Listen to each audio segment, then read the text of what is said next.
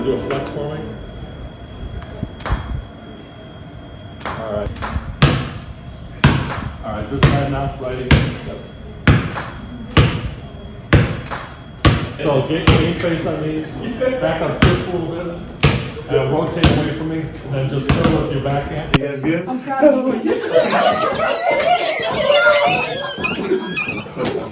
About the interview? Let's do it. Do I sit right here? Yeah. What's your name?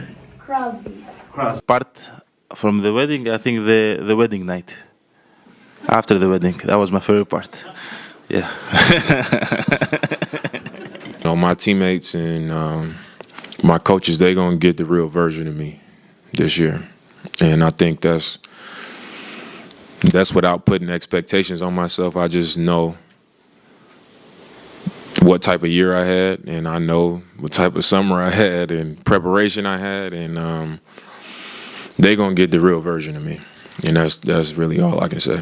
What was that experience like for you to get to represent your country? Obviously, you've done it before, but in the Olympics specifically, and kind of what do you think getting to play that high level of basketball can mean for you in the season?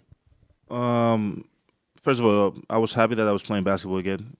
After like 2 months and a half that I was able to just be there in the pre-qualifiers and then represent also my country in the Olympics. That was an awesome experience.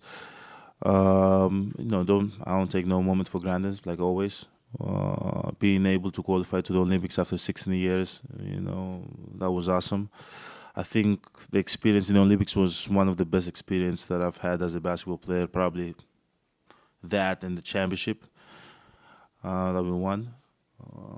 It was one of the most amazing experiences being in Paris, going through the open ceremony and being the flag bearer for your country, being the first black, flag bearer for my country. That was also awesome seeing, my mom and my family coming out there to support me and just feeling all the Olympic spirit, the spirit that all the athletes are talking about, that have participated in the Olympics before.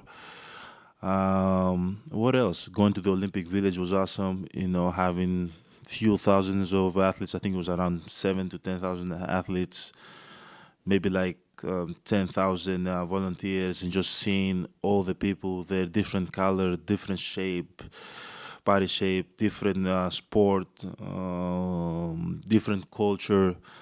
I think it was the most diverse place on earth at that moment. Just being able to experience also that and compete for my country, incredible feeling. Incredible. I hope God bless me to be able to participate again. And but even that experience was one of the best experiences I've ever had, win or lose. It was awesome. I was thinking about getting the Olympic rings tattoo like LeBron did in my hand. I feel like all the Olympic athletes had the same idea. But my wife changed my mind, so I didn't do it. Always got to listen to Mariah. Jim. Jim Lazarski, Milwaukee Journal-Sentinel.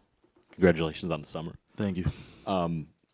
Very busy. So here, John, Horst, and Doc had to fill out the roster for this team this year.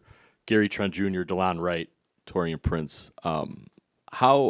Last year the roster was set, and then the Dame trade happened days before camp, and the fit was different. Obviously, John was able to kind of know your game, Dame's game, Doc's coaching style, and kind of target guys. How do you view those three players coming in specifically, and maybe to help what you already have to maybe get back to that finals or conference finals kind of level? First of all, we've conference finals or finals. We got to get out of the first round. Let's start with that. But just those three guys complement, the team. Like we have a really, really good team. They have a lot of experience. They bring a lot to the table.